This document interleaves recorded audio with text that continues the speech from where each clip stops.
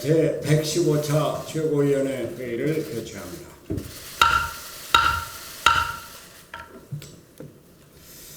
문재인 대통령께 또 한 말씀 드려야 되겠습니다.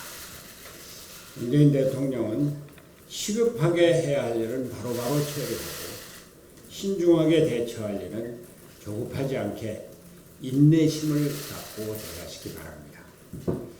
문재인 대통령은 어제 국무회의에서 지난 30일 판문점에서 열린 북미 정상회담에 대해서 북미 간 사실상의 행동으로 적대적인 관계의 종식과 새로운 평화시대의 본격적인 시작을 선언했다고 말했습니다. 이번 회담을 사실상의 종전선언으로 평가한 것입니다. 그러나 이는 과도하게 낙관적이고 조급한 자세가 아닐 수 없습니다.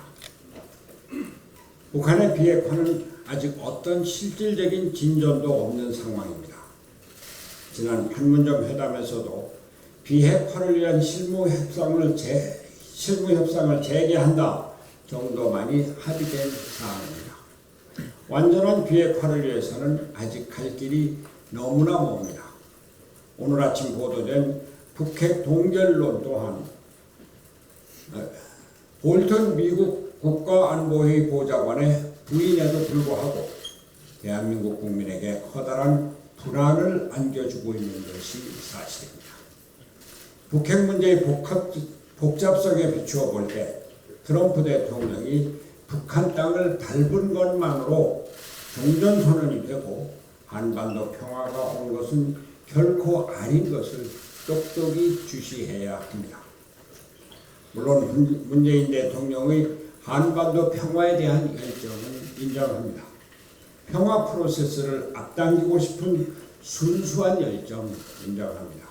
그러나 이번 판문점 회동에서 대한민국과 문재인 대통령이 철저히 소외된 사실에 대해서는 진지한 반성이 필요합니다. 보도된 대로 문재인 대통령이 남북 경계선에 가서 김정은 위원장을 안내하고 트럼프 대통령에게 소개시켜주려 했는데 만약에 트럼프 대통령 쪽에서 반대하는 것이 사실이라면 이것은 트럼프의 지나친 자기 과시욕에 대한민국 대통령이 자기 역할을 잃은 것입니다. 더욱이 대한민국 영토 안에서 세 나라의 최고 지도자가 만나는데 당사자인 대한민국 대통령이 정식 회담에 단 한순간도 자리를 함께 하지 못한 것은 대한민국 국격을 훼손한 중대한 결례가 아닐 수 없습니다. 북한도 미국 대통령과의 회담만을 고집했다면 이것은 소탐 대실에 지나지 않습니다. 문재인 대통령은 오늘 중심은 북미 간의 대화라며 조연을 자처했지만 대한민국 대통령으로서 미국에게 정당하게 요구할 것은 요구하고 북한에게도 요구할 것은 당당하게 요구해야 합니다. 대한민국의 국격과 국민의 자존심을 위할 뿐 아니라 국익에도 절대적으로 중요하기 때문입니다. 저는 이 자리를 통해서 북한의 김정은 국무위원장에게 정중히 요구합니다. 북한은 국제관계에서 특히 대미 관계에서 대한민국을 소외시키려 하거나 무시해서는 결코 북한이 추구하는 소기의 목적을 달성할 수 없다는 사실을 명심하기 바랍니다. 북한의 안전도 대한민국에 함께 보장해주지 않으면 안 됩니다. 북한의 언론이나 관료를 통해서 대한민국을 비난하거나 빠지라고 요구하는 것은 결코 북한에 도움이 되지 않습니다. 대한민국 국민의 국민감정도 남북관계 및 한반도 평화에 대단히 중요한 요소가 된다는 점도 잊지 말기 바랍니다. 제가 누누이 말씀드렸습니다만 한반도 평화는 거스를 수 없는 대세이지만 시간이 걸릴 수밖에 없습니다. 미국의 대통령이 군사분계선을 넘나든 것은 역사적인 장면이지만 그것으로 북핵 문제가 하루아침에 해결되지 않습니다. 우리는 침착하고 신중하게 우리의 안보를 튼튼히 하는 가운데 한반도 평화를 준비해야 합니다. 조급한 자화자찬과 일희일비는 한반도 평화에 아무런 도움이 되지 않는다는 점을 다시 한번 말씀드립니다. 반면 문재인 대통령은 국무회의에서 일본의 무역보복에 대해서는 한마디도 하지 않았습니다. 사안을 기업이나 산업자원부에게 맡기는 모습입니다. 일본의 무역보복이 대법원 판결에서부터 시작된 것이고 정부 간 외교 충돌로 생긴 일인데 어떻게 대통령이 외면할 수 있는지 모르겠습니다. 더구나 아베 총리가 이 사태를 국가와 국가의 신뢰관계의 문제로 보고 한일 간 안보 문제를 제기하는 것은 대단히 심각한 사안입니다. 일본은 이번에 무역보복을 당장 철회해야 하지만 이를 위한 대한민국의 외교적 노력이 절실히 필요한 마당에 대통령이 책임지고 이 사태를 해결해야 할 것입니다. 이상입니다. 오늘부터 교섭단체 대표연설이 시작됩니다. 오는 금요일 본회의에서 예결위원장을 선출하고 다음 주에 대정부 질문까지 이어지면 국회 정상화는 완전히 마무리되는 것입니다. 그렇게 되면 이번 임시국회와 관련해서 남는 문제는 추경안 처리와 경제 원탁회의 그리고 야권에서 요구하는 국정조사를 위한 의사일정 조정뿐입니다. 오늘 국방부 합동조사단이 북한 선박 3척 입항 사건에 대한 자체 조사 결과를 발표합니다. 그러나 언론 보도를 통해 흘러나오는 얘기들을 종합해 보면 국방부의 조사는 청와대의 가이드라인에 따라 이미 결론을 내려놓고 경계 실패의 책임을 축소하고 은폐 조작 의혹은 부인하는 짜맞추기 조사가 분명합니다. 이런 조사 결과를 국민들이 수긍할 것이라 믿는다면 그것이야말로 정부의 오산이 아닐 수 없습니다. 지금 문제가 되고 있는 다른 현안들도 많지만 북한 선박 3척 입항 사건만큼은 반드시 국정조사를 실시해야 합니다. 국회는 정부의 거수기가 아닙니다. 국회가 해야 할 가장 기본적인 역할이 정부의 견제입니다. 경계 실패에 이어 은폐 조작 의혹이 나오고 국방부는 짜맞추기 조사로 진실을 덮는데 급급하고 있습니다. 국회가 국정조사를 통해 진상을 규명하지 않는다면 그것이야말로 직무유기인 것입니다. 민주당은 국방위원회 차원에서 대응하면 되는 것 아니냐며 국정조사 수용을 거부하고 있는데 이번 사안은 국방부와 합참 해군뿐만 아니라 청와대, 국정원, 통일부 등이 관련되어 있습니다. 따라서 소관 상임위도 국방위원회 하나가 아니라 운영위원회, 정보위원회, 외교통상위원회에 걸쳐 있는 것입니다. 그런데 어떻게 이 문제를 국방위원회 차원에서만 다룰 수 있다는 말입니까? 민주당의 국정조사 거부는 명분이 없습니다. 오는 금요일 예결위원장을 선출하고 추경 심의를 시작하면 야당이 정부 여당에 협조해야 할 일은 다 협조하는 것입니다.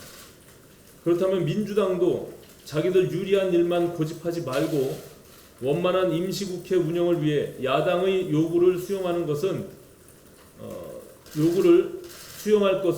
수용하는 태도를 보여야 성숙한 태도일 것입니다.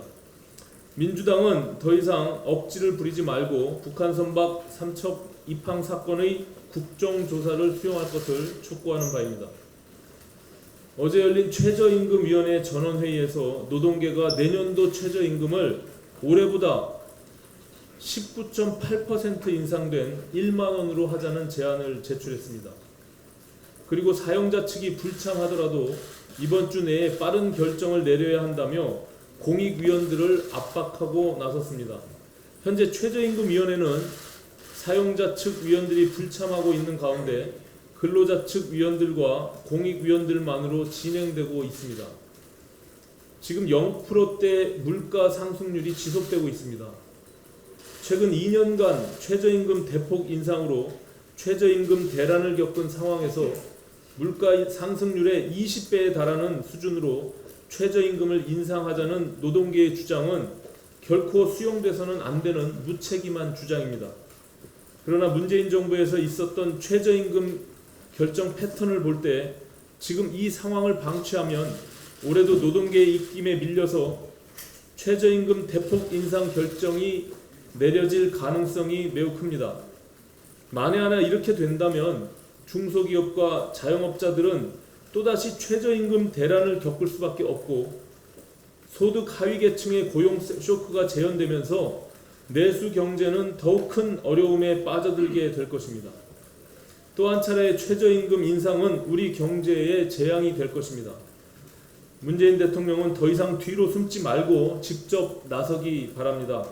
대통령이 직접 나서서 최저임금 동결을 선언하고 노동계를 설득하는 것이 재앙을 막는 길입니다. 절박한 상황입니다.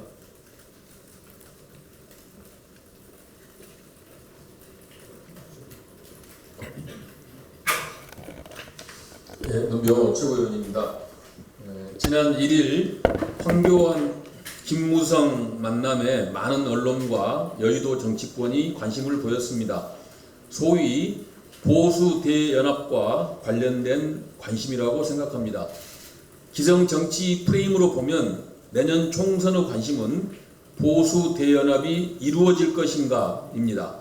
그래야 강한 여당 민주당과 예측 불허의 승부가 될 수 있기 때문입니다. 그러나 저는 그 견해에 동의하지 않습니다. 현 시점에서의 보수 대연합은 황교안 대표가 이끄는 자한당 중심의 보수 대연합을 의미하는 것인데 황 대표가 이끄는 자한당 중심의 보수 대연합은 필패의 연합이 될 것입니다.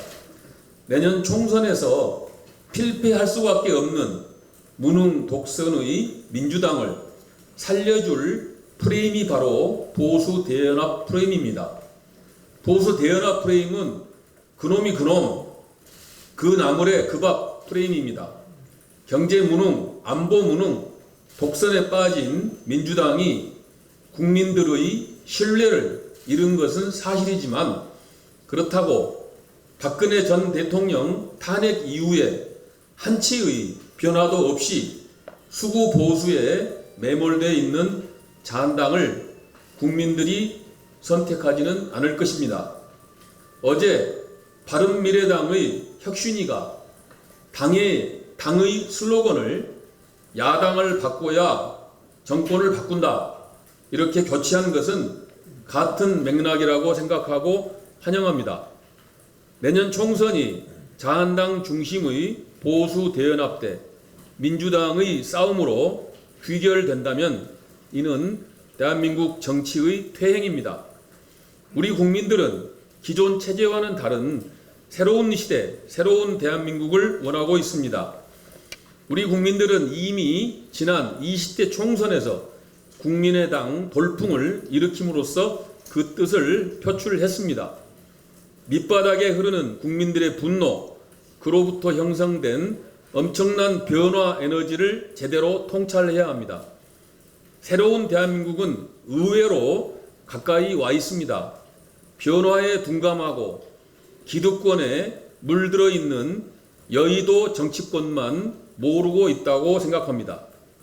결론적으로 내년 총선의 승리 프레임은 변화와 개혁을 깃발로 빅텐트를 치는 개혁 대연합 프레임입니다. 바른미래당이 개혁 대연합의 길라잡이가 되어야 할 것입니다. 바른미래당은 통합개혁 신당을 선언한 통합선언문과 지난 5월 8일의 화합개혁 자강을 천명한 의총 결의를 통하여 이미 개혁 대연합의 길라잡이 역할을 선언하였습니다. 앞으로 손학규, 유승민, 안철수 세 분의 개혁 대연합에 대한 구상과 실천 의지가 매우 중요하다고 생각합니다. 한 가지 더 말씀드리겠습니다. 최저임금 문제 말씀드리겠습니다. 최저임금 동결하고 경제구조 개혁과 병행 인상 합의합시다. 노동계가 어제 최저임금위원회 전원회의에서 2020년도 최저임금 최초 요구안으로 시급 1만원, 월 환산액 209만원을 제시했습니다. 올해 최저임금 시급 8,350원, 월 환산액 174만 5,150원 기준 19.8% 인상률입니다. 한마디로 무리한 요구입니다. 악화되고 있는 경제 상황과 지난 2년간 29% 과속 인상에 따른 부작용을 감안하면 내년도 최저임금은 동결이 바람직하다고 생각합니다. 노동계도 최저임금 과속 인상의 부작용을 인식하고 최저임금 인상에 따른 비용 부담을 중소 영세 상공인에게 전가하지 말고 사회와 재벌, 대기업이 비용을 분담하는 경제 시스템의 새 구조화를 요구했습니다. 그러나 거기에다 고용 감소와 경제 상황까지 감안해야 한다고 봅니다. 노사정 공의 최저임금 과속 인상에 따른 중소 영세 상공인의 어려움과 고용 감소의 부작용을 인식하고 있는 만큼 타협의 여지가 있다고 봅니다. 내년도 최저임금은 동결하고 경제구조 개혁을 가속화하여 지불능력 제고와 병행하여 최저임금을 인상하는 것입니다. 최저임금을 결정할 때는 경제와 고용에 미치는 영향, 경제 주체의 부담 능력, 시장의 수용 측면을 면밀히 고려해야 합니다. 문재인 정부의 무책임과 무능을 지적하지 않을 수 없습니다. 문재인 정부는 최저임금위원회 뒤에 숨지 마시고 정부의 입장을 명확히 밝힐 것을 요구합니다. 최저임금위원회가 빈대 잡으려다 초과 삼간을 태우는 우를 범하지 않기를 바랍니다. 이상입니다.